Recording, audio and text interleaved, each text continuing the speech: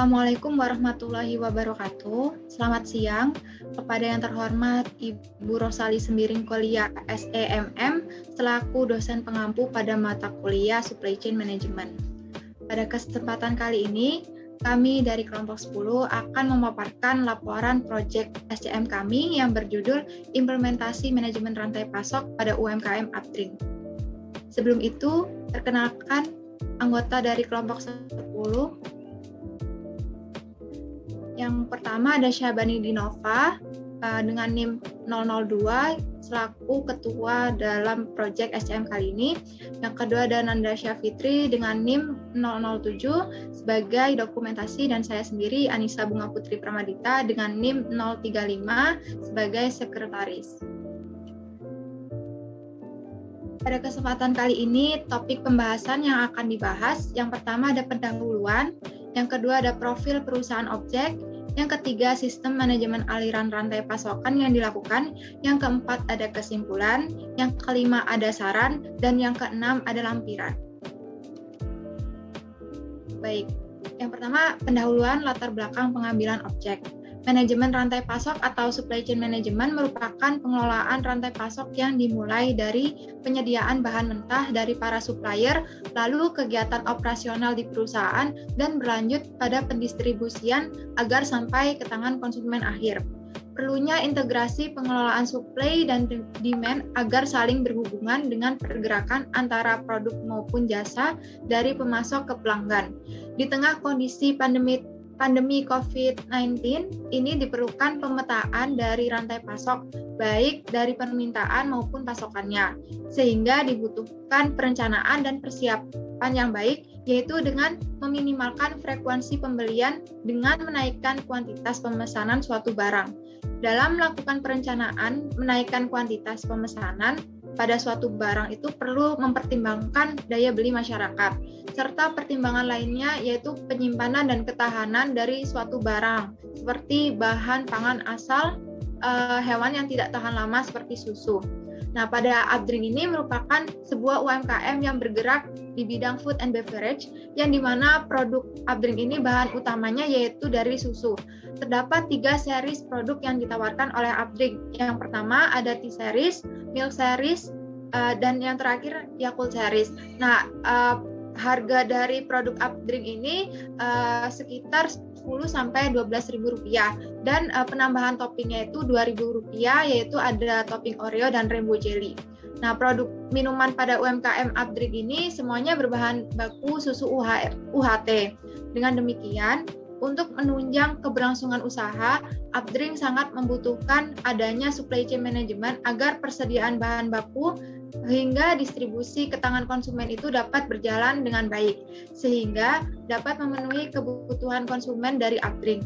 Seperti bahan baku utama yaitu susu, tanpa adanya susu maka produk dari Upstream ini tidak dapat dibuat karena susu merupakan bahan baku dari produk Upstream.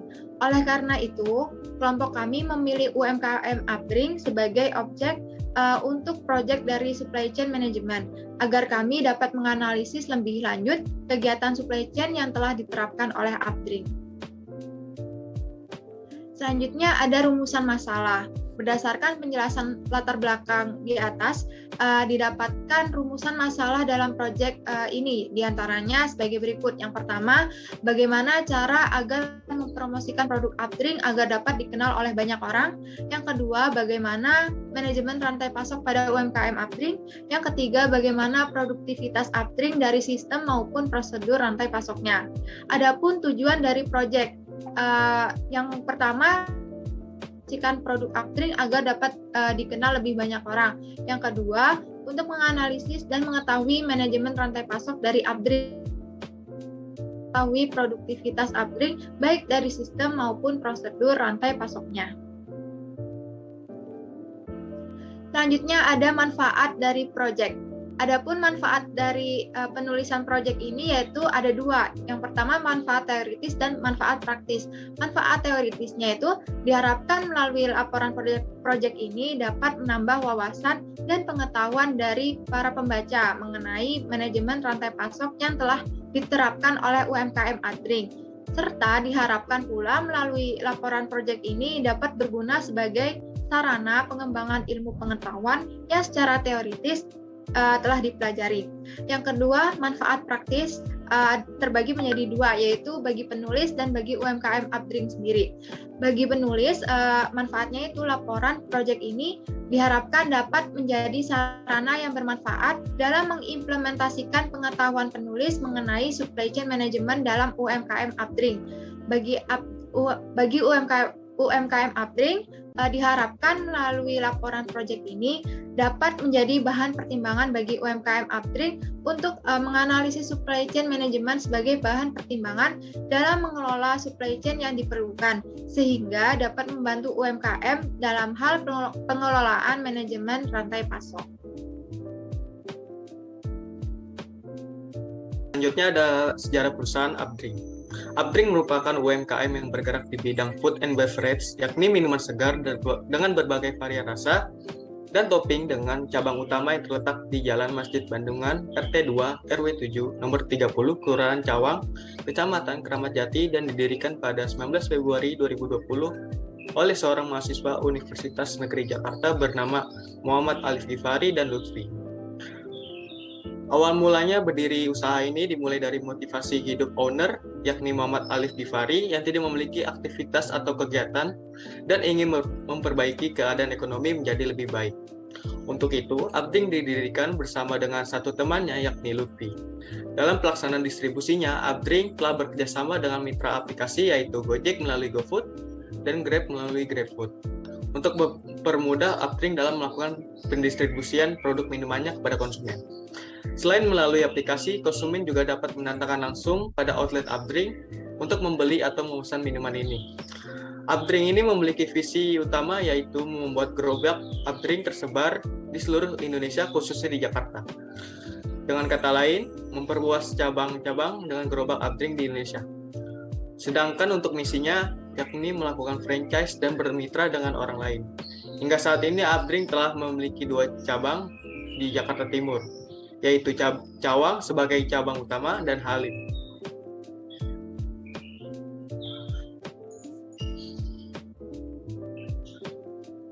Selanjutnya terdapat struktur organisasi pada UMKM Updring.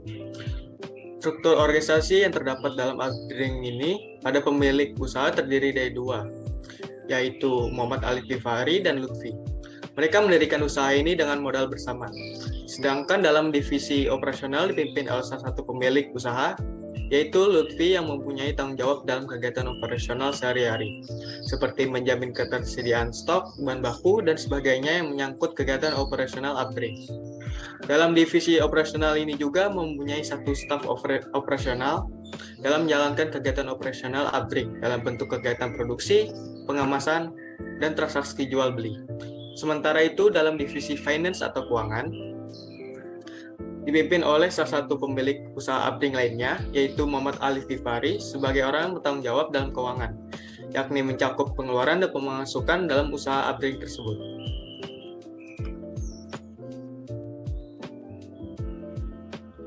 Selanjutnya ada jenis usaha, perkembangan usaha, dan rencana pengembangan. Updring merupakan usaha yang bergerak pada bidang makanan dan minuman atau biasanya dikenal dengan jenis usaha food and beverage. Dalam perkembangan usaha, Updring sudah memiliki 2 cabang, yakni cabang pertama terletak di Cawang, Jakarta Timur, dan cabang kedua terletak di Jalan Permata Halim, Jakarta Timur. Serta Updring sudah terdaftar di GoFood dan GrabFood.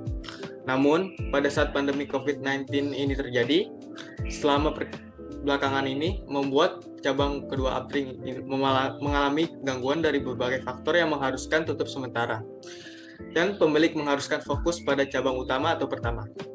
Updring tersebut cukup diminati oleh masyarakat sekitar dan pengguna media online, karena sudah terdaftar di GoFood dan GrabFood. Terbukti perkembangan usaha Updring ini pernah menerima pesanan tertinggi hingga 200 gelas dalam 1 hari. Dalam rencana pengembangan, pemilik Updring selalu berusaha untuk membuat bisnis ini terus maju dan berkembang, atau scale up. Yang ini membuat usaha bisnis kecil menjadi lebih besar serta mempunyai suatu sistem yang lebih mapan dan tentunya mampu menghasilkan keuntungan yang lebih banyak. Scale up yang direncanakan Updring ini ke depannya sesuai dengan misi Updring, yakni ingin memperluas dan menambah cabang-cabang Updrink dengan tujuan dan memperluas atau memperbesar jangkauan pasar. Serta Updrink memiliki rencana dalam inovasi usahanya dengan menggunakan sistem dan konsep yang modern dengan skala outlet.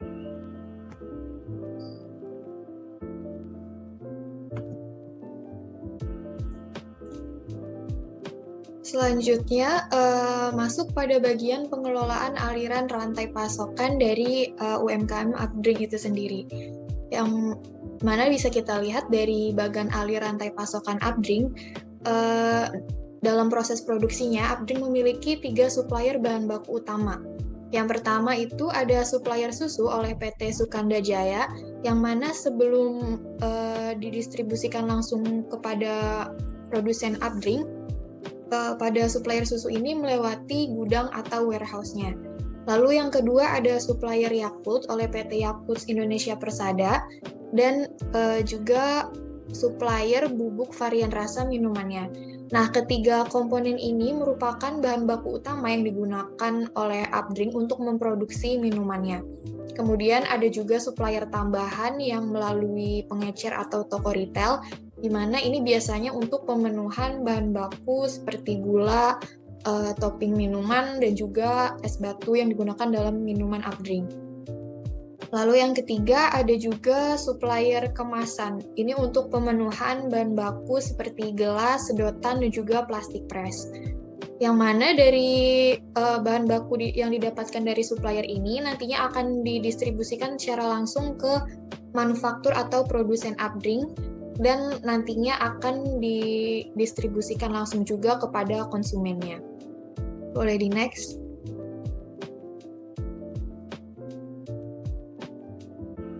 Nah, seperti yang sudah dijelaskan sebelumnya, ada 3 supplier bahan baku utama, lalu juga ada supplier bahan baku tambahan untuk bahan baku yang umum seperti gula ataupun topping minuman. Jadi secara singkatnya, terdapat 2 metode dalam pemenuhan bahan baku Updrink, yaitu yang pertama diantar langsung dari supplier utamanya, lalu yang kedua membeli eceran melalui toko-toko retail. Nah, untuk bahan baku utama Updrink ini diantar secara langsung, dikirimkan secara langsung dari pabrik suppliernya kepada pihak Updrink. Sedangkan untuk bahan baku tambahan lainnya seperti gula, topping minuman, dan es batu biasanya Updrink akan melakukan pembelian mandiri atau secara langsung melalui pengecer atau toko retail, baik itu melalui offline atau toko langsung maupun online melalui e-commerce. Nah, ketika semua bahan baku ini sampai pada tangan Updrink selaku pihak manufaktur minuman, kemudian Updrink akan melakukan produksi yang disesuaikan dengan permintaan konsumen pada saat itu juga. Sistemnya itu konsumen memesan, kemudian pada saat itu juga pihak Updrink akan menyiapkan pesanan tersebut. Oleh karena itu, distribusi produk minuman Updrink ini dilakukan secara langsung dari pihak Updrink ke tangan konsumennya. Adapun dikarenakan Updrink ini saat ini mulai merambah ke mitra aplikasi seperti GoFood dan GrabFood, distribusi produk nantinya untuk ke tangan konsumen ini akan dibantu oleh mitra pengemudi atau kurir aplikasi tersebut. Boleh next. Selanjutnya masuk pada kebijakan pemenuhan bahan baku dari Updrink. Seperti yang kita ketahui, tersedianya bahan baku itu merupakan salah satu komponen yang penting untuk kelancaran suatu bisnis. Nah, dalam hal kebijakan pemenuhan bahan baku, pada Updrink itu sendiri terdiri dari 3 komponen supplier yang tadi sudah disebutkan, yaitu yang pertama supplier utama, yaitu pemasok bahan baku utama Updrink. Di dalamnya ini mencakup yang tadi sudah disebutkan sebelumnya, supplier susu, Yakult, bubuk varian rasa minuman. Nah, dalam aliran rantai pasoknya, bahan baku yang dipesan ini kemudian akan diantar secara langsung dari supplier terkait menuju Updrink tanpa melalui link pemasaran lainnya. Updrink ini memilih untuk melakukan sistem distribusi langsung dari supplier utama karena untuk menjaga dan menjamin kualitas produk bahan baku yang dikirimkan itu masih tetap terjaga dengan baik dari pabrik supplier tersebut hingga sampai ke tangan Updrink. Lalu yang kedua ada pengecer atau toko retail untuk pemenuhan bahan baku umum seperti gula, topping minuman, dan es batu. Pemenuhan bahan bakunya dilakukan dengan membeli secara langsung melalui beberapa pengecer atau toko retail yang dirasa cocok dan sesuai dengan kriteria bahan baku yang diinginkan oleh Abdring. Jadi dalam pemenuhan bahan baku umum ini, Abdring tidak memiliki supplier tetap. Jadi dalam memilih pemasok dari toko retail tersebut, Abdring akan mempertimbangkan dan membandingkan harga dan kualitas dari produk yang ditawarkan oleh masing-masing supplier yang ditemukan. Lalu yang ketiga, yaitu untuk supplier kemasan. Dalam melakukan pemenuhan bahan bakunya, Abdring memiliki supplier atau toko langganannya tersendiri. Biasanya untuk pemenuhan bahan baku kemasan ini, Abdring membeli kebutuhan yang diperlukan pada satu toko tersebut untuk mengefisienkan waktu dan juga biaya yang dikeluarkan. Tetapi untuk menghindari ketergantungan pada satu supplier tersebut, Abdring juga memiliki alternatif pemasok bahan baku kemasan lainnya sebagai cadangan dari supplier utamanya tadi. Adapun strategi lainnya dalam kebijakan pemenuhan bahan baku di Abdring adalah dengan melakukan pengecekan stok persediaan bahan baku berkala setiap seminggu sekali. Hal ini dilakukan guna menjaga ketersediaan barang dan memudahkan bagian operasional untuk melakukan pemenuhan bahan baku di minggu atau bulan selanjutnya. Boleh di next?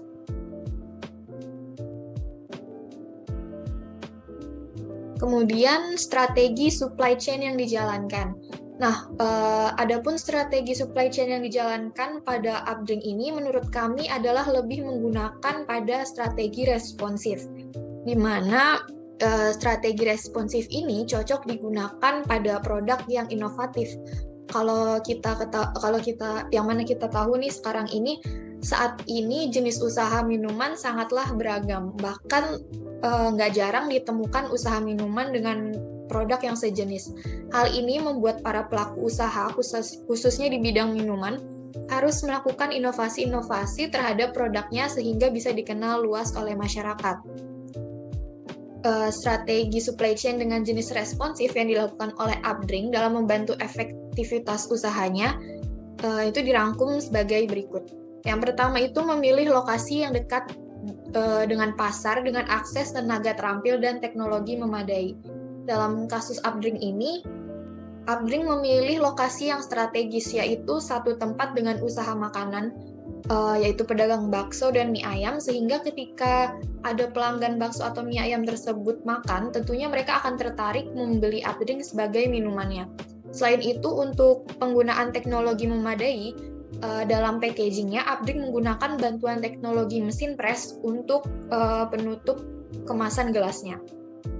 Lalu poin kedua yaitu sistem produksi harus fleksibel dan ada kapasitas ekstra, di mana dalam pemenuhan bahan baku, Abdring dikatakan memiliki sistem yang fleksibel, di mana untuk pemenuhan bahan baku pendukung seperti gula dan topping, Abdring tidak berpaku pada satu supplier saja. Selain itu, untuk menjaga kapasitas persediaan, Abdring bersama staf atau karyawannya melakukan cek stok ketersediaan bahan setiap 1 minggu. Lalu yang ketiga, diperlukan transportasi cepat. Dalam pemenuhan bahan baku utamanya, seperti yang kita ketahui, Abdring menggunakan sistem distribusi langsung dari pihak pabrik ke tangan Abdring tanpa melalui perantara toko retail. Bahan baku yang dipesan akan secara langsung diantar oleh pihak pabrik. Nah, yang mana ini digunakan fokusnya pada bahan baku utama tadi. Lalu yang terakhir, memilih supplier berdasarkan kecepatan, fleksibilitas, dan kualitas. Nah, di sini tentunya Abdring dalam memilih pemasok bahan bakunya mempertimbangkan beberapa faktor, di antaranya yang telah disebutkan tadi dan juga terkait harga-harga yang ditawarkan oleh masing-masing supplier. Untuk mendukung berjalannya supply chain dengan baik, dalam mempersiapkan kegiatan supply di minggu berikutnya, biasanya setiap hari Sabtu akan dicek seluruh kelengkapan stok persediaan bahan baku, mulai dari bahan baku utama, pendukung, hingga packaging. Kemudian akan dibuat list apa saja yang diperlukan untuk dilakukannya restock.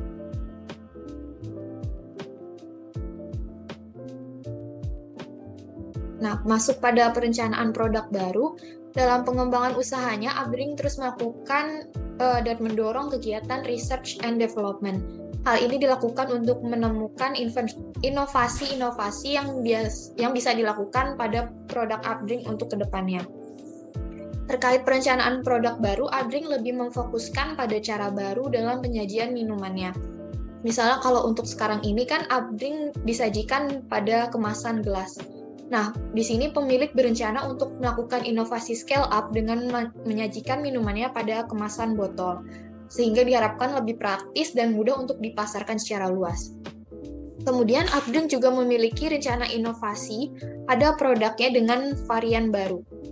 Misalnya seperti penambahan krim pada minumannya, penambahan varian topping baru, dan lain sebagainya. Tentunya terkait perencanaan produk baru ini, banyak yang harus disiapkan dan dipertimbangkan dengan melakukan survei-survei secara langsung, sehingga perencanaan ini dapat terrealisasikan dengan baik.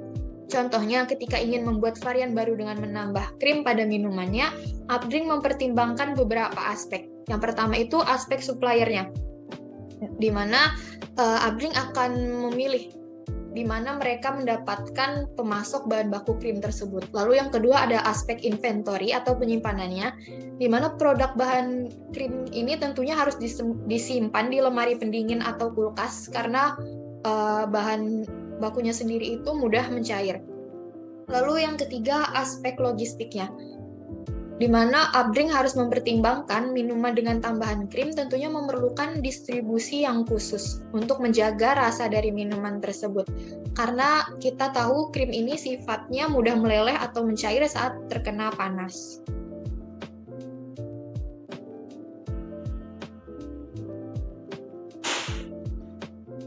Selanjutnya ada pengelolaan permintaan dan perencanaan produksi. Dalam mengelola permintaan, upaya yang dilakukan oleh Updring ini berupa promosi online maupun offline. Untuk promosi online, Updring ini memasarkan produknya melalui sosial media yang ada dengan memberikan pricing berupa diskon saat anniversary mereka dengan seperti buy two get one untuk menarik minat konsumen. Lalu untuk offline, Updring ini itu setiap 1 bulan sekali memberikan 50 gelas produk Updring dengan varian rasa yang berbeda kepada jamaah sholat Jumat secara gratis. Jadi dengan ini memanfaatkan word of mouth atau mulut ke mulut yang mengakibatkan peningkatan produk Updring ini meningkat sehingga Updring dapat menyajikan berkisar di 70-80 gelas per harinya. Untuk perencanaan produksi, Updring menggunakan strategi inventory, di mana Updring mengeluarkan persediaan bahan bakunya pada saat musim kemarau, karena sebagian besar itu konsumen lebih menyukai sajian produk Updring dingin. Nah, untuk itu, sehingga berpengaruh pada penjualan Updring. Untuk pada saat musim kemarau, peningkatan pada produk Updring ini meningkat, sedangkan untuk musim penghujan ini sedikit menurun. Lalu ada pemrosesan pesanan. Komponen proses pemesanan atau order processing yang digunakan oleh Updring ini yaitu menggunakan elemen operasional. Seperti yang kita ketahui, pada Updring apabila terdapat konsumen yang membeli baik dari aplikasi seperti GoFood dan GrabFood dan pembelian secara offline, Updring akan menandakan bahwa pesanan itu masuk atau order entry. Setelah itu pegawai Updring akan memeriksa apakah produk tersebut itu masih tersedia. Jika produk tersedia, maka pegawai atau karyawan Updring ini akan mencatat produk Updring yang terjual, seperti produk varian rasa apa yang terjual, lalu dia checklist. Nah, untuk itu, setelah itu dia menentukan harga dari produk itu, apakah ada diskon atau tidak. Lalu setelah mengecek semuanya, pegawai akan memproduksi dari pesanan konsumen tersebut. Lalu konsumen akan bisa menunggu produk tersebut disajikan sekitar 3 atau 5 menit. Setelah produk siap, produk akan diantarkan langsung kepada konsumen ataupun bisa dinikmati konsumen yang datang langsung ke Updrink. Updrink ini memiliki 3 jenis series produk. Yang pertama ada Tea Series, yang kedua Milk Series, dan ketiga Yakult Series. Nah, untuk mempercepat pemrosesan pesanan, Updrink mengelompokkan pesanan-pesanan tersebut agar mempermudah dalam memenuhi pesanan dan juga mempersingkat jalurnya. Seperti contohnya, apabila terdapat 2 konsumen yang secara bersamaan memesan Milk Series, maka Updrink itu secara bersama-sama akan menyajikan produk tersebut untuk memenuhi kebutuhan konsumen, sehingga waktunya itu lebih singkat dan juga mempersingkat jalur pesanannya. Selanjutnya ada manajemen transportasi dan distribusi.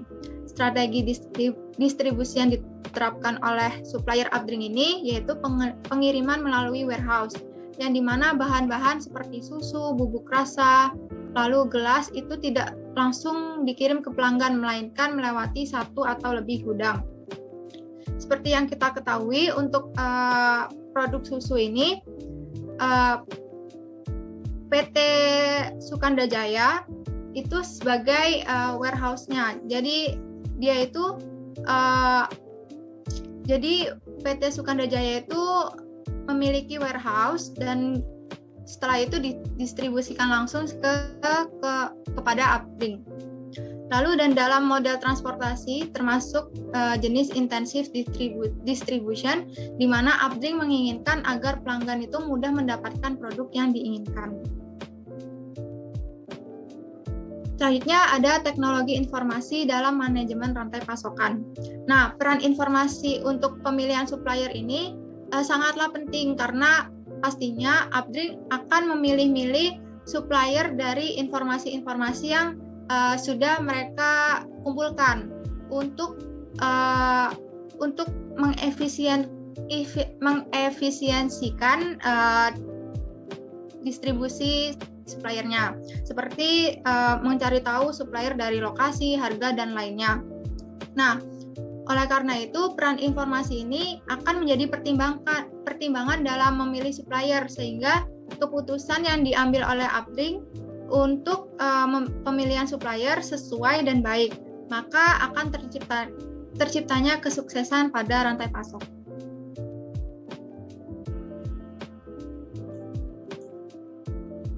Selanjutnya, untuk kesimpulan, Updrink ini merupakan UMKM yang bergerak di bidang food and beverage, yakni minuman segar berbahan dasar susu dengan berbagai varian rasa dan topping, dengan cabang utama yang terletak di Cawang, Jakarta Timur, dan cabang keduanya yaitu di Halim.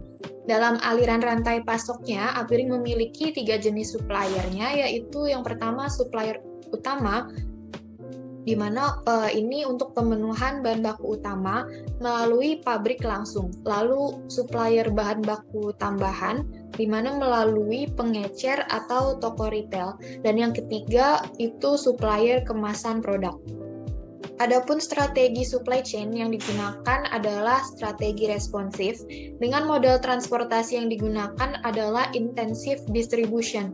Untuk menjaga ketersediaan stoknya, Updrink menerapkan sistem pengecekan rutin berkala setiap 1 minggu sekali, mulai dari stok bahan baku utama, bahan baku tambahan, hingga packagingnya.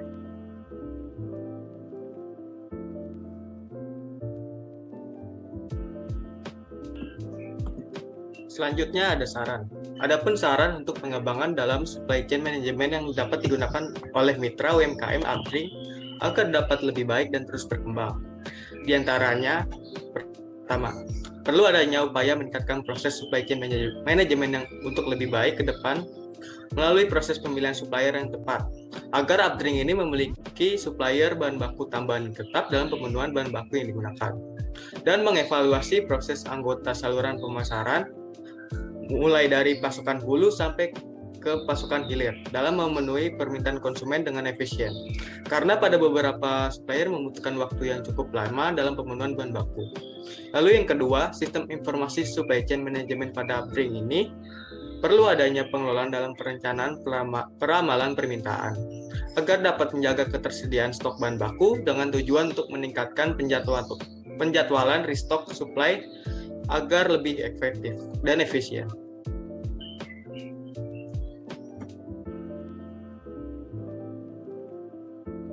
Berikut lampiran-lampiran yang ada. Yang pertama ada kunjungan mitra. Yang kedua ada Zoom untuk membahas proyek ini. Yang pertama, Zoom pertama dilaksanakan pada tanggal 14 Februari 2022. Lalu Zoom yang kedua ada di tanggal 24 Februari tahun 2022. Yang ketiga dilaksanakan pada 10 Maret 2022 dan terakhir Zoom keempat dilaksanakan pada 15 Maret 2022.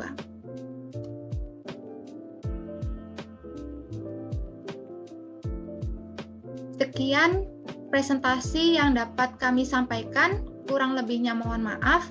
Assalamualaikum warahmatullahi wabarakatuh.